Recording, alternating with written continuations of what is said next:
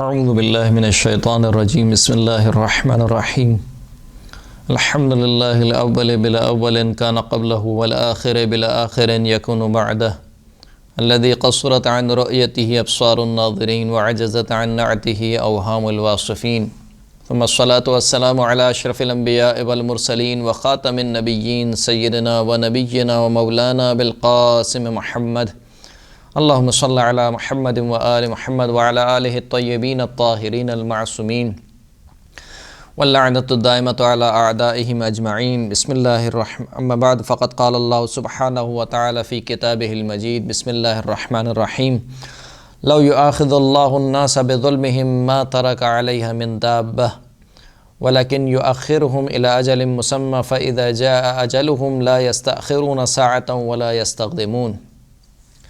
محترم سامعین کرام، ہماری گفتگو عدل الہی کے بارے میں تھی۔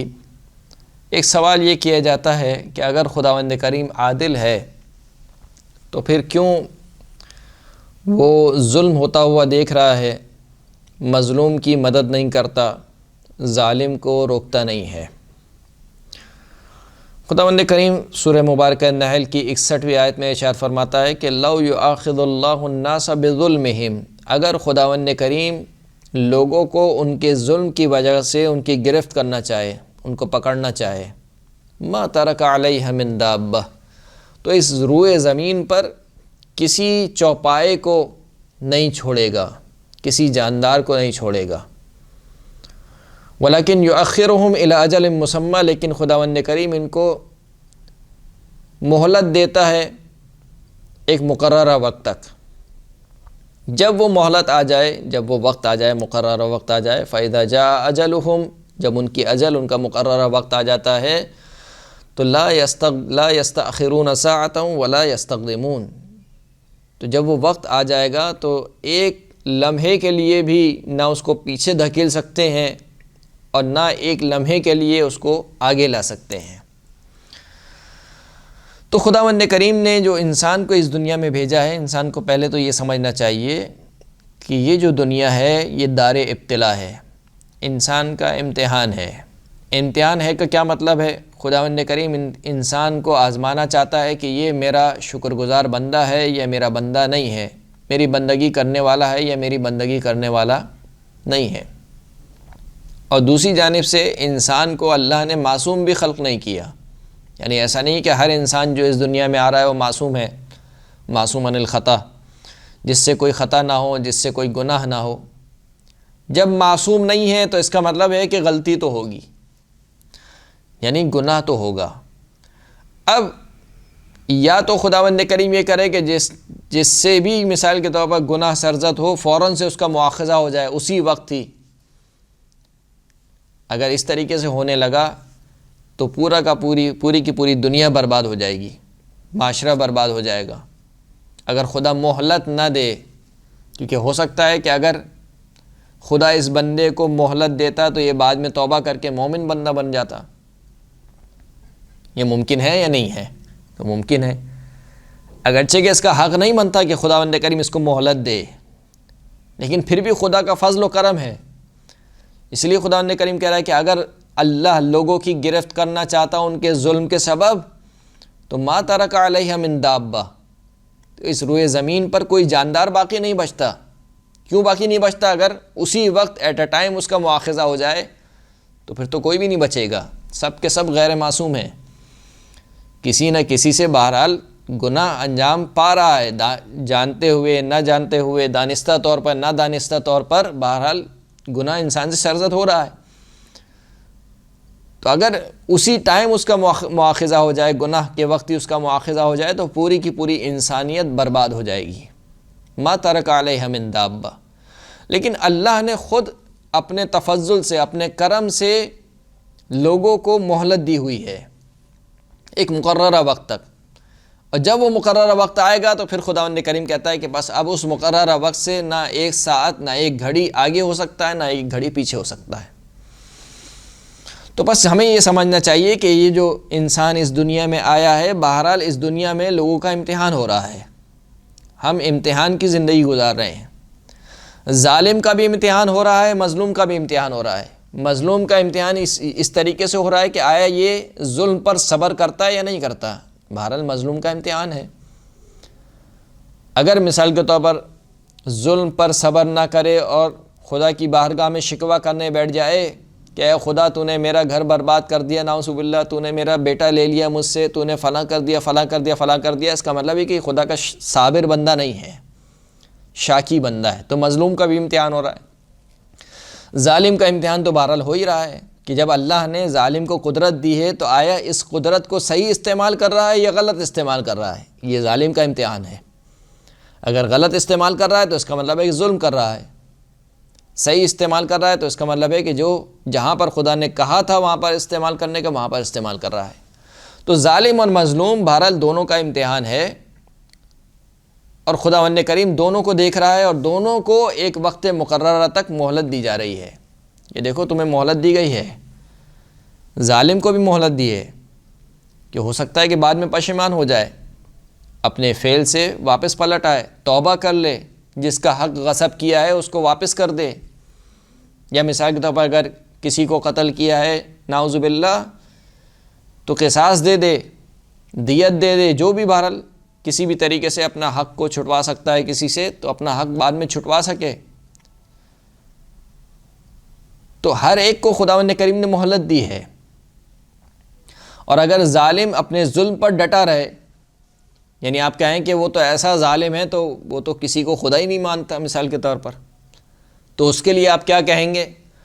تو اس کے لیے ہم وہی کہیں گے جو بی بی زینب سلام اللہ علیہا نے یزید کے لیے کہا تھا دربار شام میں، جب یزید نے کہا کہ دیکھا تم نے اللہ نے تمہارے ساتھ کیا کیا، تو بی بی کے جملے کیا تھے؟ ما رأیتہ الا جمیلا، میں نے اللہ کو سوائے خوبصورتی کے اور کچھ پایا ہی نہیں۔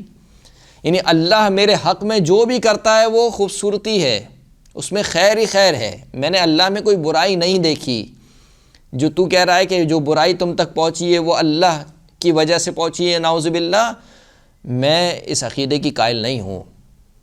اور جو جبر کا نظریہ بنو امیہ کے دور میں رائج کرنے کی کوشش کی گئی، صرف اس وجہ سے کہ اپنے حکمرانوں کے جو کرتوت ہیں ان کو اس نظریے کے پیچھے چھپا دیا جائے، وہ نظریہ یہی تھا کہ جو کچھ کرتا ہے اللہ کرتا ہے، نماز پڑھے تو اللہ کرواتا ہے، جھوٹ بولے تو اللہ کرواتا ہے نعوذ باللہ، زنا کرے تو اللہ کرواتا ہے نعوذ باللہ، حج کرے تو اللہ کرواتا ہے، انسان کا کوئی عمل و دخل نہیں ہے۔ یہ نظریہ جبر بنو امیہ کے دور میں اس کو رائج کیا گیا، اسی نظریے کی مخالفت کی گئی، اس نظریے کو توڑا گیا بی بی زینب سلام اللہ علیہا نے اور حضرت امام زین العابدین علیہ السلام نے اپنے خطبوں کے ذریعے سے، کہ جواب دیا کہ ما رأیتہ الا جمیلا، میں نے خدا کو سوائے خوبصورتی کے اور کچھ نہیں پایا۔ اور پھر بی بی نے قرآن مجید کی آیت پڑھی، وہ آیت کیا تھی کہ وَلَا يَحْسَبَنَّ الَّذِينَ كَفَرُوا إِنَّمَا نُمْلِي لَهُمْ خَيْرٌ لِأَنفُسِهِمْ إِنَّمَا نُمْلِي لَهُمْ لِيَزْدَادُوا إِثْمًا وَلَهُمْ عَذَابٌ مُّهِينٌ۔ کافر ہرگز یہ گمان نہ کریں کہ ہم نے جو ان کو مہلت دی ہوئی ہے ہم فوراً سے ان کا مواخذہ نہیں کر رہے، ان کی گرفت نہیں کر رہے، وہ یہ نہ سمجھیں کہ یہ ان کے لیے اچھا ہے، بلکہ ہم نے فقط اور فقط ان کو اس وجہ سے مہلت دی ہے کہ یہ مزید گناہ پر گناہ کرتے جائیں، یہاں تک کہ گناہ کا انبار جمع ہو جائے، اور پھر جب آخرت میں یہ ہمارے پاس لوٹیں گے تو ان کو ہم رسوا کرنے والا عذاب دیں گے۔ تو خداوند کریم جو مثال کے طور پر کہا گیا کہ مظلوم کی مدد نہیں کر رہا، ظالم کی گرفت نہیں کر رہا، ظالم کو نہیں روک رہا، اس کی وجہ یہی ہے کہ یہ دار امتحان ہے، دار ابتلا ہے۔ یہاں پر اس طریقے سے نہیں ہو سکتا کہ جو شخص نماز نہ پڑھے فوراً سے اس کی گرفت ہو جائے، کیونکہ دار ابتلا ہے، دار امتحان ہے۔ تو امتحان کس طریقے سے ہوگا؟ جب آپ انسان کو اختیار دیں گے تبھی اس کا امتحان ہوگا، اختیار کے بغیر امتحان بے معنی ہے۔ ہم نے انسان کو خلق کیا ملے جلے نطفے سے، اِنَّا خَلَقْنَا الْإِنسَانَ مِن نُطْفَةٍ أَمْشَاجٍ نَبْتَلِيهِ، کیوں خلق کیا؟ نبتلیہ، تاکہ ہم اس کو آزمائیں۔ آزمائیں گے کیسے؟ جب ہی آزمائیں گے جب اس کو اختیار دیں گے۔ اگر میرے پاس اختیاری نہیں ہے، مجھے پتہ ہو کہ مثال کے طور پر جیسے ہی میں ظلم کروں گا ویسے ہی خدا کی ڈنڈی میرے سر پر آ پہنچے گی، تو میں ظلم کروں گا؟ کبھی بھی ظلم نہیں کروں گا۔ تو میرا امتحان ہی اسی وقت ہوگا کہ جب مجھے کچھ اختیار دیا جائے، مجھے کچھ قدرت دی جائے، اسی وقت میرا امتحان ممکن ہے۔ تو کیونکہ امتحان مقصود ہے اور منظور نظر ہے، اس وجہ سے خداوند کریم فوراً سے مواخذہ نہیں کرتا۔ ایک مصلحت یہ ہے، اور ایک مصلحت یہ ہے کہ ممکن ہے کہ یہ شخص جو ابھی گناہ کر رہا ہے بعد میں توبہ کر لے، مومن ہو جائے اور اس کی آخرت سنور جائے۔ یہ بھی خداوند کریم کا تفضل ہے، فضل ہے، ورنہ اس کا حق نہیں بنتا کہ اس کو مہلت دی جائے۔ ورنہ اگر ایسا ہوتا تو آپ ذرا تصور کیجئے، تو پھر تو خداوند کریم کو شیطان کو خلق ہی نہیں کرنا چاہیے تھا۔ وہ شیطان جو پوری انسانیت کو بہکا رہا ہے، مثال کے طور پر انسان کو بہکا رہا ہے، تو پھر شیطان کو کیوں خلق کیا گیا؟ چھوڑ دیتا انسان کو ایسے ہی، انسان اللہ کی عبادت کرتا جیسے فرشتے اللہ کی عبادت کر رہے ہیں۔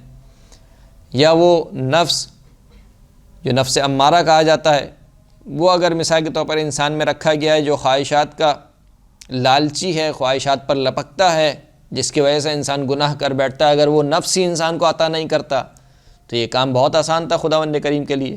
پھر انسان اور فرشتوں میں کوئی فرق ہی نہیں تھا۔ فرشتے جس طریقے سے اللہ کا گناہ نہیں کرتے، اللہ کی نافرمانی نہیں کرتے، انسان بھی اللہ کی نافرمانی نہیں کرتا، لیکن پھر اس وقت انسان کو فرشتوں پر فضیلت حاصل نہیں ہوتی۔ ابھی جو انسان کو فرشتوں پر فضیلت حاصل ہے وہ اسی وجہ سے ہے کہ انسان اپنے اختیار سے اللہ کی عبادت اور اللہ کی اطاعت کرتا ہے، گناہ کو چھوڑ کر، شیطان کی نافرمانی کر کے۔ کیونکہ فرشتے ان میں عنصر ہی نہیں ہے نافرمانی کا یا شیطان کے برگلائے جانے کا، لہٰذا وہ اللہ کی عبادت کرتے ہیں، تو ان کی عبادت میں کوئی کمال نہیں ہے، کمال انسان کی عبادت میں ہے۔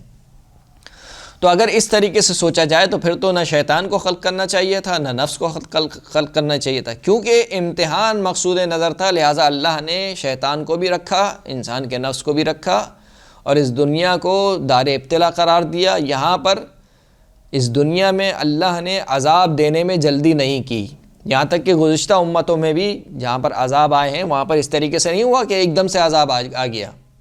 ان کے انبیاء نے نہ جانے کتنی بار ان کو تنبیہ کیے، دیکھو یہ کام مت کرو ورنہ اللہ کا عذاب تم تک آ جائے گا۔ لیکن جب وہ قوم نہیں مانی اور اپنے کیے پر ڈٹی رہی، اپنے گناہ پر ڈٹی رہی، تو پھر اس نبی نے دعا کی کہ اے خداوند کریم، یہ قوم اب سدھرنے والی نہیں ہے، اب ان پہ عذاب بھیج دے۔ تو ان پہ بھی جو عذاب آیا ہے وہ فوراً سے نہیں آیا ہے، نہ جانے کتنی بار ڈرانے کے بعد، کتنی بار ان کو سمجھانے کے بعد، جب انبیاء مایوس ہو گئے ان کے سدھرنے سے، پھر اس کے بعد عذاب آیا ہے۔ تو اس وجہ سے خداوند کریم ظالم کو اسی موقع پر اس کی سزا، یا کسی گناہ گار کو اسی موقع پر اس کی سزا نہیں دیتا۔ وآخر الدعوانا الحمدللہ رب العالمین۔